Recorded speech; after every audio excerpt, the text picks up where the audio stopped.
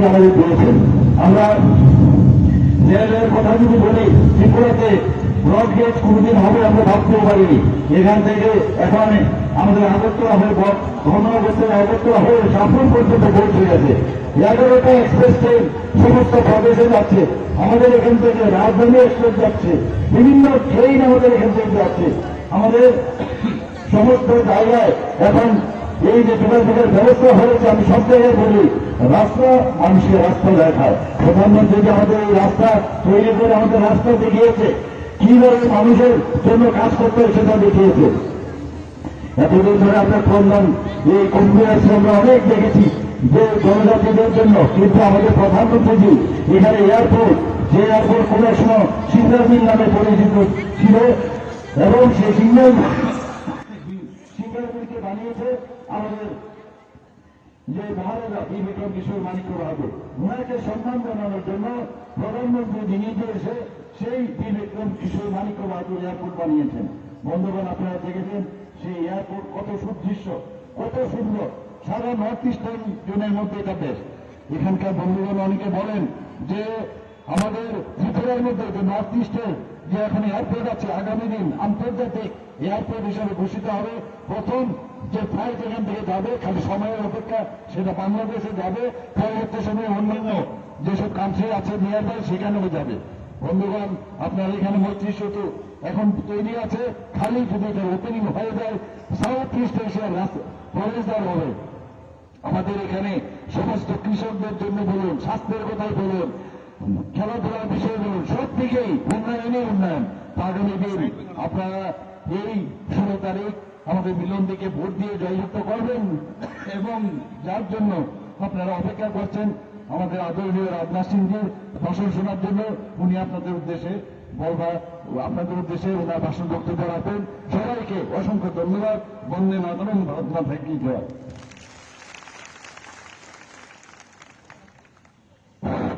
অসংখ্য ধন্যবাদ জ্ঞাপন করছি আমাদের ত্রিপুরা রাজ্যের জনপ্রিয় এবং শ্রদ্ধেয় মুখ্যমন্ত্রী মানিক শাহ মহোদয়কে ওনার মূল্যবান বক্তব্য শোনানোর জন্য। বন্দে মাতরম, বন্দে মাতরম, ভারত মাতা কি, ভারত মাতা কি। এখন মূল্যবান বক্তব্য শোনানোর জন্য অনুরোধ করছি আজকের এই বিজয় সমাবেশের প্রধান বক্তা তথা ভারতবর্ষের জনপ্রিয় প্রতিরক্ষা মন্ত্রী, আদরণীয় এবং সবার পূজনীয় আমার শ্রদ্ধেয় রাজনাথ সিং মহাশয়কে।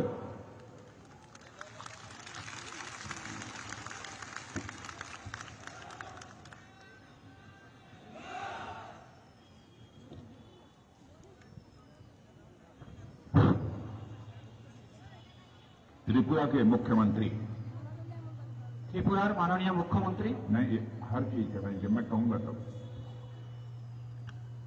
त्रिपुरा के मुख्यमंत्री डॉक्टर मानिक साहा जी, श्री शंकर राय जिलाध्यक्ष, डॉक्टर मिलन दास, श्री रंजीत सरकार, श्री विभीषण दास, श्री नवेंद्र भट्टाचार्य और यहां की कैंडिडेट सुश्री स्वप्ना मजुमदार, और इस मैदान में मौजूद मेरे सभी सम्मानित बहनों एवं भाइयों। मैं हिंदी में बोलूंगा। मैं जानता हूं कि आप में से शायद बहुत सारे लोग हिंदी न समझ पाए। मैं पहले यह जानना चाहता हूं कितने लोग हिंदी समझ लेंगे। हाथ उठाइए। इधर के लोग हिंदी समझ लेंगे? आप लोग हिंदी समझ लेंगे? अब ठीक है, 15 मिनट समझ लेंगे। मुझे आज बेहद तकलीफ है कि जब मैं इस मीटिंग में आने वाला था तो मुझे जानकारी मिली हमारी भारतीय जनता पार्टी की यहां की कैंडिडेट सपना मजुमदार की माता जी का स्वर्गवास हो गया है। बहनों, हमारे साथ हमारे मुख्यमंत्री डॉक्टर मानिक साहा जी भी थे। हम लोगों को बेहद तकलीफ हुई। थोड़ी देर के लिए मैंने सोचा कि पता नहीं मीटिंग में जाना चाहिए कि नहीं जाना चाहिए, लेकिन फिर हम लोगों ने फैसला किया कि नहीं, हमको मीटिंग में जाना चाहिए। क्योंकि जिस समय भारतीय जनता पार्टी ने सपना मजूमदार को अपना कैंडिडेट बनाया होगा तो उनकी माताजी को कितनी खुशी हुई होगी, इसकी आप कल्पना नहीं कर सकते।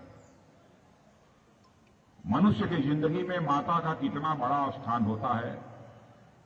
माता देवी और देवताओं से भी बड़ी होती है मेरे बहनों भाइयों, जो माता बच्चे को जन्म देती है।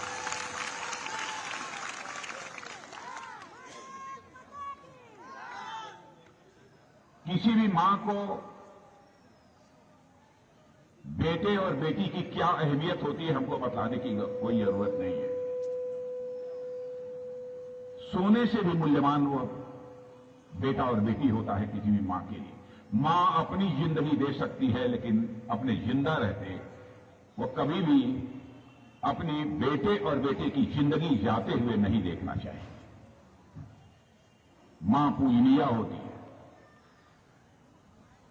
और मैं सोच रहा हूं कि आज सपना मजूमदार की माता जिंदा होती, 16 तारीख के वोटिंग के बाद जब रिजल्ट डिक्लेयर होता और सपना मजूमदार जब एमएलए बन जाती, जब विधायक बन जाती, तो उनकी मां को कितनी बड़ी खुशी हुई होगी मेरे ख्याल में।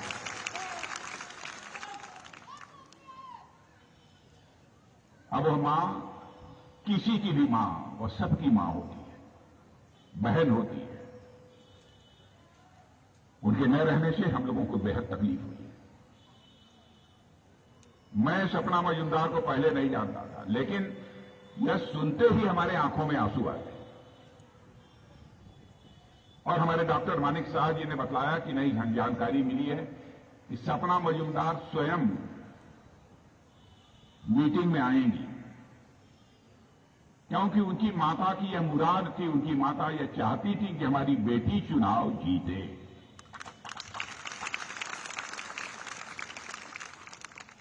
अपना कलेजा मजबूत करके सपना मजूमदार आज आपके बीच आई है।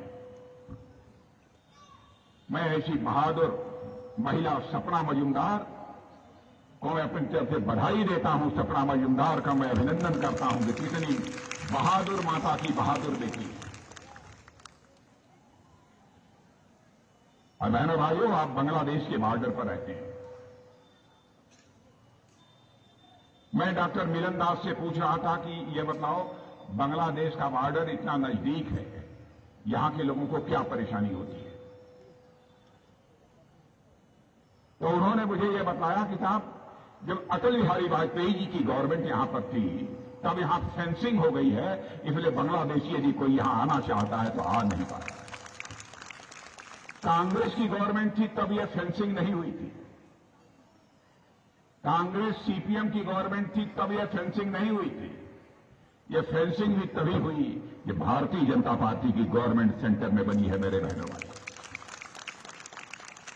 मैं आपको बधाई देना चाहता हूं कि 2018 में आप लोगों ने लंबे समय से चली आ रही सीपीएम की सरकार को पलट दिया और भारतीय जनता पार्टी की आपने सरकार बनाई।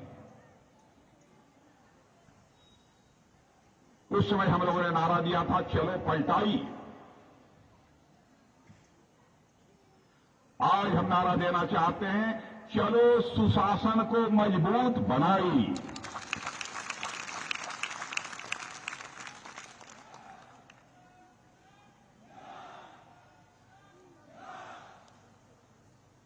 आप लोगों ने यहां पर कांग्रेस की सरकारों को भी काम करते हुए देखा है,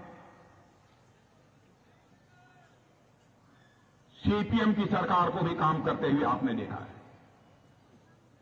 अलगाववाद, उग्रवाद, आतंकवाद, कब किसकी जिंदगी चली जाए इसका कोई ठिकाना नहीं था। लेकिन अब त्रिपुरा में भारतीय जनता पार्टी की गवर्नमेंट आने के बाद हालात बदल चुके हैं मेरे बहनों भाइयों। किसी ने अपनी मां का दूध नहीं पिया है जो अब किसी की हत्या कर सके, जो किसी की जिंदगी के साथ खिलवाड़ कर सके। यह कहलाती है हुकूमत।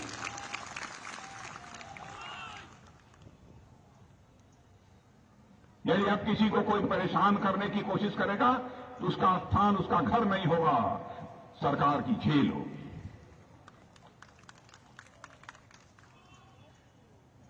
विप्लव दास यहां के मुख्यमंत्री थे। विप्लव दास को हम लोगों ने कहा कि आप यहां मुख्यमंत्री रह लिए, चलिए सेंटर में आपकी जरूरत है।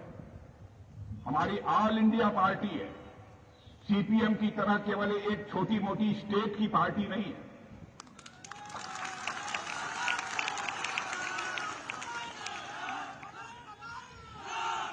विप्लव दास को हम लोगों ने कहा चलिए, दिल्ली पार्टी ने आदेश दिया विप्लव दास को, हम लोगों ने आदेश दिया और उनको राज्यसभा, जो संसद का सबसे बड़ा सदन होता है, सर्वोच्च सदन, उस राज्यसभा का उनको मेंबर बना दिया, क्योंकि उन्होंने अच्छा काम किया था। भारतीय जनता पार्टी ने पुरस्कार दिया।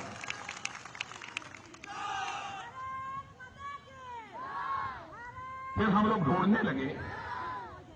ढूंढने लगे, भाई विप्लव दास को यदि हम वहां ले जा रहे हैं, उनका प्रमोशन कर रहे हैं, तो हम यहां का मुख्यमंत्री किसको बनाएं? हम लोग ढूंढने लगे तो हम लोगों की नजर जिस पर जाकर टिकी वो डॉक्टर मानिक साहा थे, जिनके ऊपर नजर जाकर टिकी।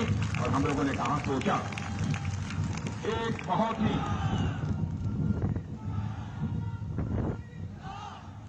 उनके बारे में हम लोगों ने छानबीन की, लोगों से पूछा कि डॉक्टर मानिक साहा कैसे आदमी है। लोगों ने कहा, साहब डॉक्टर मानिक साहब बहुत अच्छे डॉक्टर हैं। लोगों ने कहा, साहब बहुत ही ईमानदार आदमी है, बहुत अच्छा लोगों से व्यवहार करते हैं और साथ ही साथ पढ़े लिखे होने के कारण काम कैसे किया जाता है, अच्छी सरकार कैसे चलाई जा सकती है, इसको अच्छी तरह यदि कोई समझता है तो डॉक्टर मानिक साहब समझते हैं। इसीलिए भारतीय जनता पार्टी ने डॉक्टर मानिक साहब को मुख्यमंत्री बनाने का फैसला किया। और बहने भाइयों, डॉक्टर मानिक साहब जब बोल रहे थे तो आपने देखा होगा, एक शरीफ इंसान, एक अच्छा इंसान, अच्छा डॉक्टर, पढ़ा लिखा आदमी, कोई बोल रहा है ऐसा लग रहा था। मैं उनकी चेहरे की तरफ देख रहा था। इनके चेहरे पर भी देखेंगे तो आप समझ जाएंगे कि आदमी कैसे है। इनको हम लोगों ने मुख्यमंत्री बनाया। और बहनों भाइयों, मैं जानता हूं आप लोगों ने बहुत उग्रवाद, आतंकवाद, हिंसावाद कितना आपने झेला है, कितनी आपने मुसीबत पहले उठाई है, उससे अब आपको निजात मिली है। लेकिन इतना सब होने के बावजूद आप लोगों ने अपने भारत देश की मिट्टी के साथ अपने रिश्ते को नहीं टूटने दिया है। इसलिए मैं आपको बधाई देना चाहता हूं, आप लोगों का अभिनंदन करता हूं।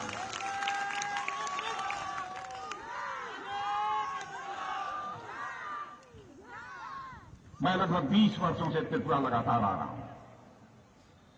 मैंने देखा था त्रिपुरा कितना पिछड़ा हुआ था। 2005 से लेकर 18 तक लगातार इतने वर्षों तक सीपीएम की सरकार थी, फिर भी यह राज्य पिछड़ा रह गया। मैं सीपीएम के लोगों से पूछना चाहता हूं, लंबे समय तक त्रिपुरा में यदि किसी दो राजनीतिक पार्टियों ने हुकूमत की है तो या तो कांग्रेस ने हुकूमत किया है अथवा जो है सीपीएम ने किया। क्यों यह त्रिपुरा राज्य पिछड़ा रह गया?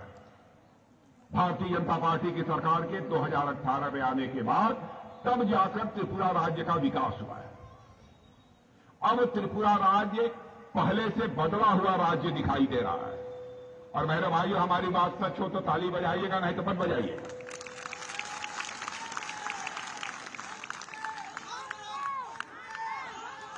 मैं वहां बैठी माताओं बहनों से पूछना चाहता हूं कि पहले की अपेक्षा त्रिपुरा बदला हुआ लग रहा है कि नहीं लग रहा है? मैं वो माताएं बहनें उनसे पूछना चाहता हूं।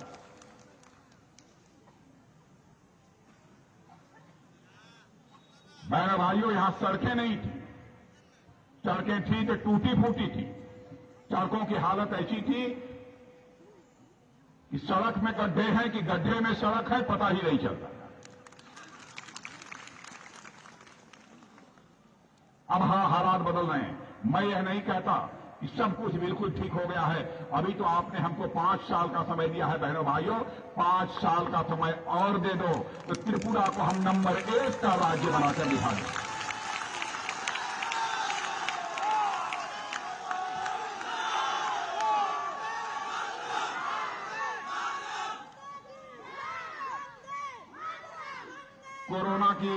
कोरोना की महामारी आई थी कि नहीं आई थी? कोरोना, माताओं बहनों बताओ, हम कोरोना आया था कि नहीं? यहां आया था ना? कोरोना के दौरान सबको 2-2 डोज कम से कम लग गए हैं वैक्सीन के कि नहीं लग गए हैं? सबको माताओं बहनों आपको वैक्सीन का डोज लगा है कि नहीं? जरा हाथ उठाकर बतलाइए आप लोग वहां जो हैं। बहनों भाइयों, दुनिया में किसी दूसरे देश में लोगों को 2-2, 3-3 डोज वैक्सीन की नहीं लगी है। लगी है तो भारत में लगी है और मोदी जी ने लगवाया।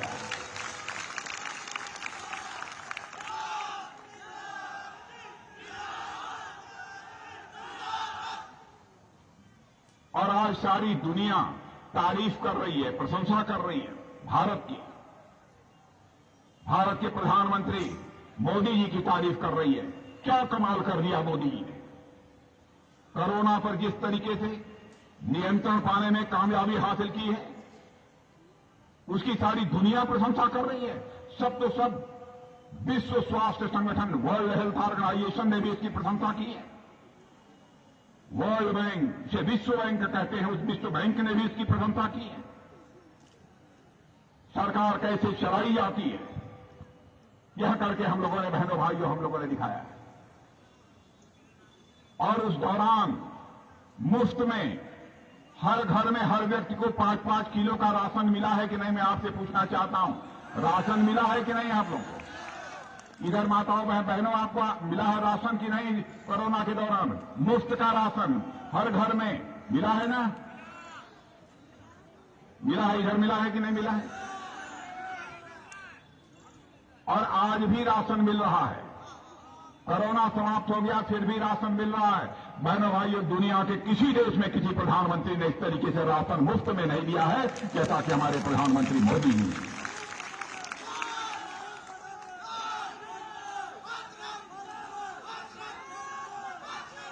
सीपीएम और कांग्रेस के राज्य में भय, भूख और भ्रष्टाचार का बोलबाला था, लेकिन वह सारी चीजें पूरी तरह से समाप्त हो चुकी हैं। और आप लोगों ने, भारतीय जनता पार्टी जो 2018 तक त्रिपुरा की राजनीति में जीरो थी, 2018 में आप लोगों ने ऐसा कमाल कर दिया कि जो बीजेपी जीरो थी उसको आपने हीरो बना दिया। मेरे बहनों भाइयों, इसलिए आपको बधाई देता हूं। कमाल कर दिया। और मैं उस दौरान 2018 में यहां पर आया था, अगरतला में हमने रोड शो किया था। रोड शो में हमने जो उमंग और उत्साह देखा था, वही उससे ज्यादा उमंग और उत्साह त्रिपुरा की जनता में इस बार मुझे देखने को मिल रहा है। इसलिए मुझे पूरा विश्वास है, इस बार 2018 से ज्यादा सीटों पर भारतीय जनता पार्टी को विजय हासिल होने जा रही है।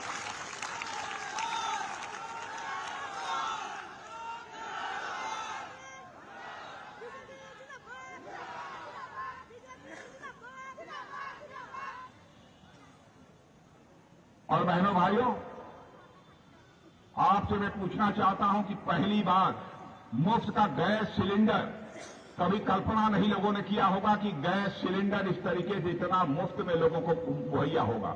जिन परिवारों में नहीं मिला होगा उनको भी गैस सिलेंडर मुहैया कराया जाएगा। यह हमारे प्रधानमंत्री का फैसला है। गैस सिलेंडर मुफ्त में मिला कि नहीं, हमको ये बताइए भाई, ये हाथ उठाकर बताइए मिला है कि नहीं। देख लो मीडिया के लोग, इधर देख लो आप लोग। क्या आपने कभी सोचा था कि ऐसी भी कोई सरकार आएगी, ऐसा भी कोई प्रधानमंत्री आएगा कि मुफ्त का गैस सिलेंडर देगा, मुफ्त का राशन देगा? कल्पना भी नहीं की जा सकती। आयुष्मान भारत का कार्ड, 12.5 लाख लोगों को आयुष्मान भारत का कार्ड मिला है। यदि आपकी तबीयत खराब हो जाए तो पूरा 1 साल में 5 लाख रुपए तक का आपका इलाज मुफ्त किया जाएगा। यह है आयुष्मान भारत कार्ड।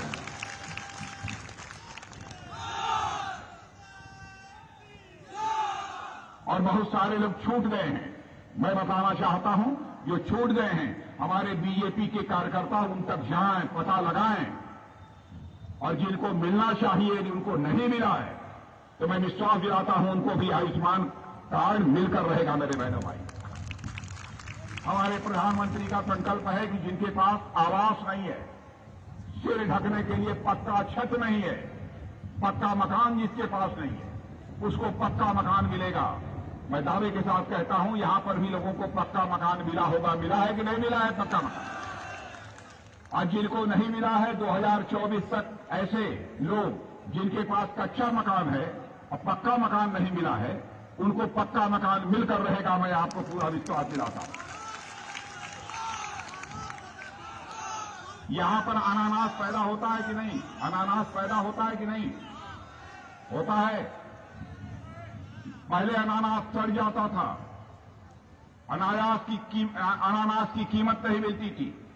लेकिन बहनों भाइयों, अब आप अनानास चाहे तो दुबई और जर्मनी भी भेज सकते हैं, और यहां के लोग दुबई और जर्मनी जो अनानास भेजने का काम कर रहे हैं। यह भी हमारी सरकार ने ही काम किया। अब यहां से सीधे आसियान देश, आसियान कंट्री यानी रंगून और बैंकॉक के लिए पक्की सड़क बनाई जा रही है। रंगून और बैंकॉक के लिए पक्की सड़क बनाई जा रही है। आप अपना सामान बेचने के लिए रंगून और बैंकॉक ले जाना चाहते हैं तो सड़क मार्ग से ले जा सकते हैं। इंटरनेशनल एयरपोर्ट अगरतला में बनकर तैयार हो गया। यह सब काम जो हुआ है वो भारतीय जनता पार्टी की सरकार के आने के बाद हुआ है। मेरे बहनों भाई, आदिवासी भाइयों के लिए जो काम हुआ है, अद्भुत काम हुआ है। मेरे बहनों भाइयों, भारत में, इस देश ने आदिवासी समाज की हमारी एक बहन को देश का राष्ट्रपति बना दिया है, इतने बड़े ओहदे पर पहुंचा दिया।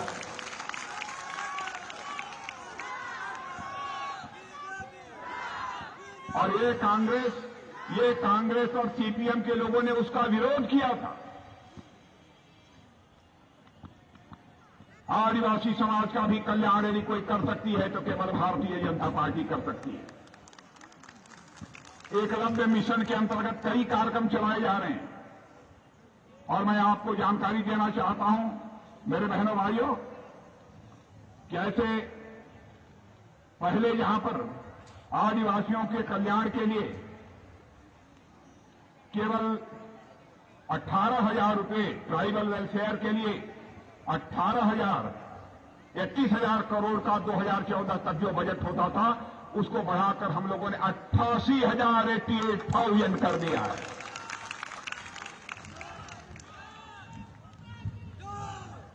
इससे बड़ा काम मैं समझता हूं कि और कोई भी राजनीतिक पार्टी भले ही सरकार बन जाए, वो नहीं कर सकती है जो आप लोगों ने आकर यहां पर किया है।